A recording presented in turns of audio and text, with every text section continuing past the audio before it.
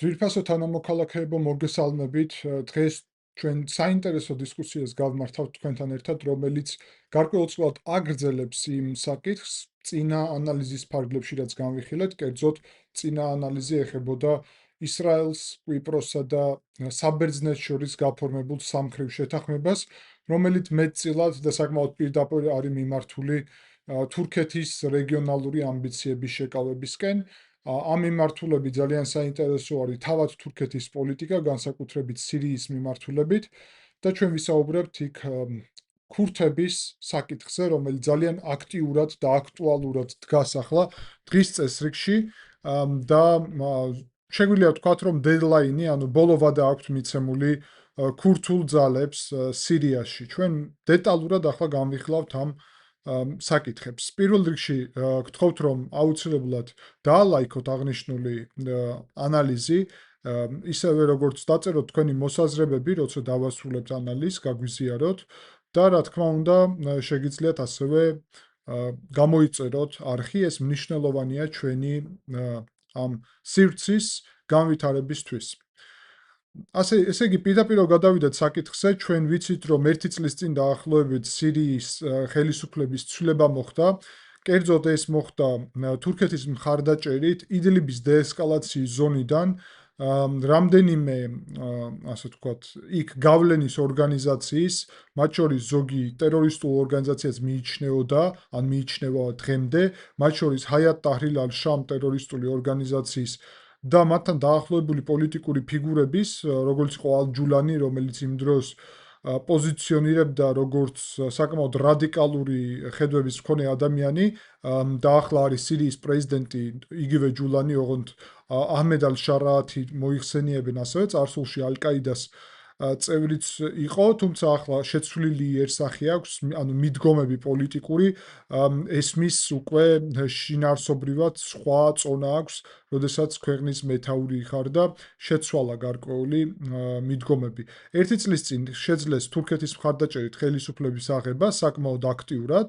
გულისხმობ რამდენიმე კვირის განმავლობაში პრაქტიკულად იდლიბის ზონიდან ჰამა ჰომსის მიმართულებით და შემდეგ დამასკოს მიმართულებით ძალიან მალე იერიში მოახდინეს და დაიკავეს ეს ტერიტორიები. თუმცა იმ დროს უკვე შეიქმნა გარკვეული პრობლემები ნაპირზე, სადაც ალავიტები ცხოვრობენ, ალავიტები არიან ეთნიკური არა, მაგრამ რელიგიური უმცირესობა, რომლებიც შიიზმის გარკვეული ნაირსახეობა არის, მოკლედ ალავიზმი, იმის ნაწილი არიან შიიტური ქვეყანა არის ირანი და ალავიტები ასე თუ ისე ირანის გავლენის ქვეშ არიან. ბაშარ ალ-ასადი ასევე ალავიტი იყო და ამიტომ მისი კავშირები ირანთან გაცილებით უფრო აქტიური იყო. დღევანდელი ხელისუფლება სუნიტური ისლამის მომხრე არის და თურქეთთან არის ახლოს, რომელიც ასევე სუნიტური ისლამის ერთ-ერთი მთავარი ქვეყანა არის, ისე როგორც საუდის არაბეთი.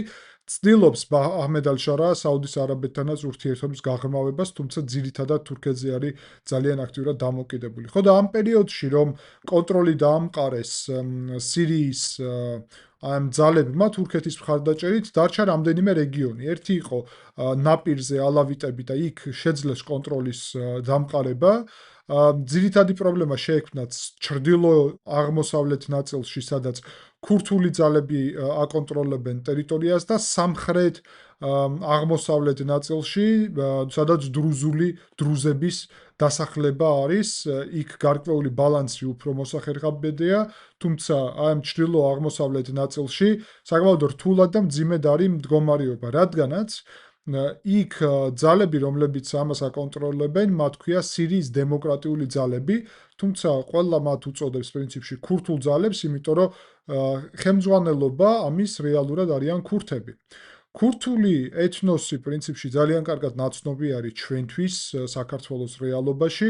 40 მილიონამდე დაახლოებით ეთნოსი არის, რომელიც ცხოვრობს 4 ქვეყანაში.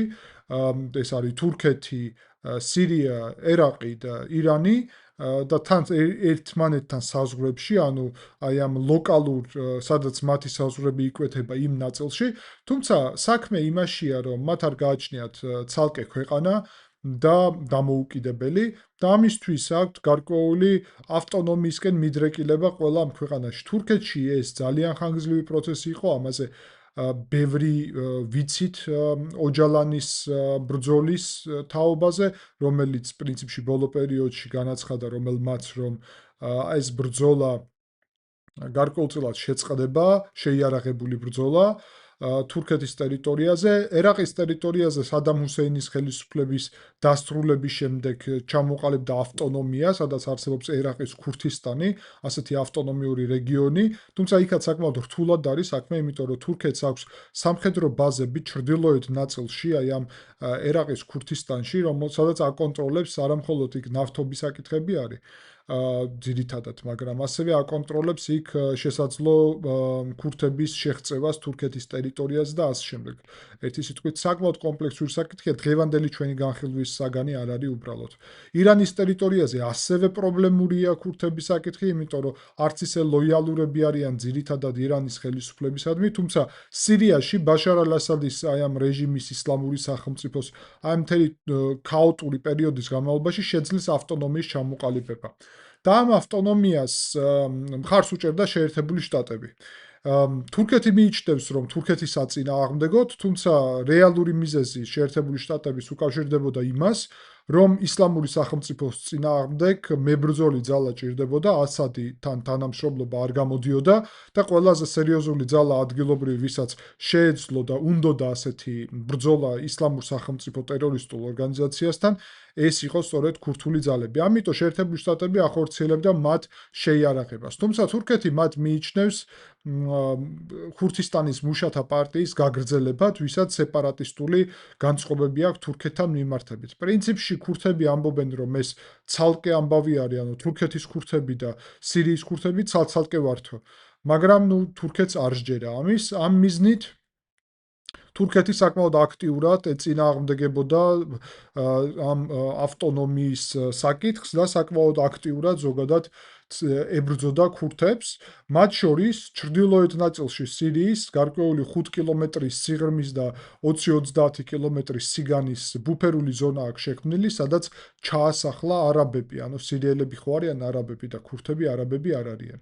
ამიტომ იქ ჩაასახლა არაბები და გარკვეული თავისი ქურთებს შორის თურქეთში მცხოვრებ და სირიაში მცხოვრებ ქურთებს შორის არაბული დასახლებები შექმნა როგორც ბუფერული ზონა.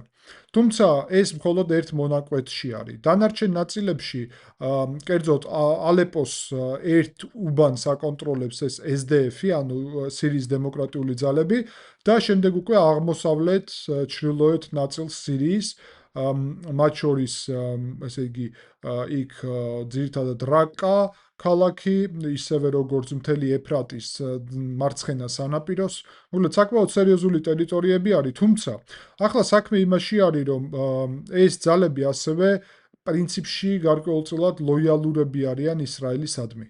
და ისრაელი ზოგადად მხარს უჭერს ქურთებს სხვადასხვა მიმართულებით. მათ შორის განიხილავს მათ როგორც შესაძლო დასუსტების ფაქტორს ირანის და თურქეთის წინააღმდეგ.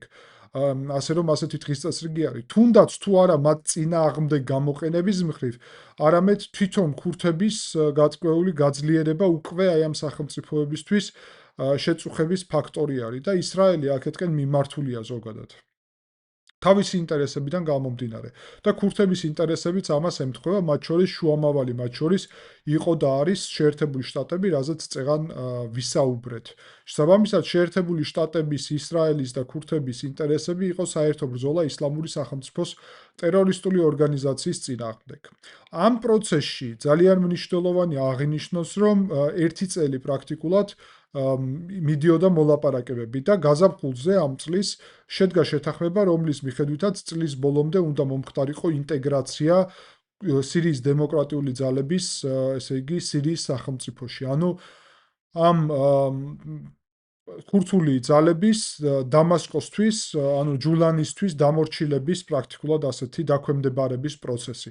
საქმე იმაშია, რომ უთანხმოება უკავშირდება ინტეგრაციის მოდელს.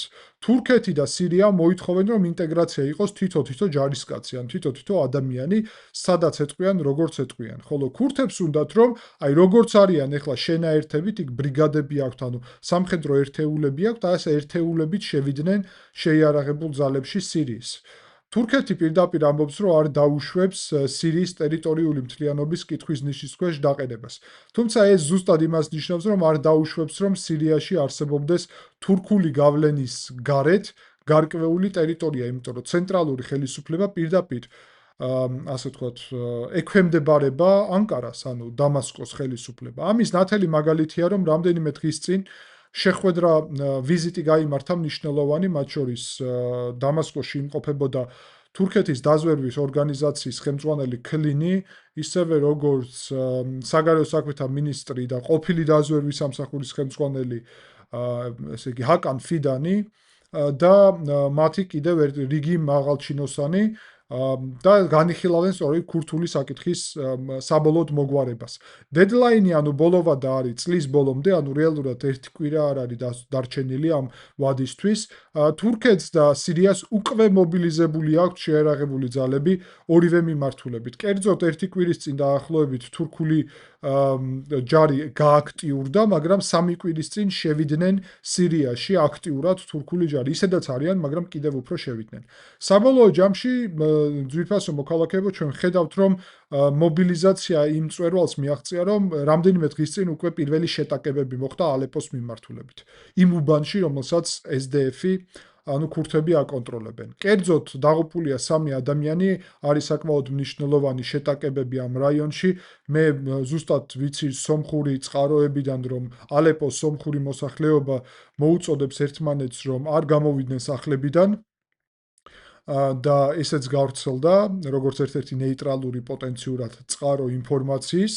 ზოგადად ვიცით, რომ ხო პრაქტიკულად ალეპო იქნება მთავარი მიმართულება, სადაც ანკლავივით აქვთ ერთი უბანი მხოლოდ.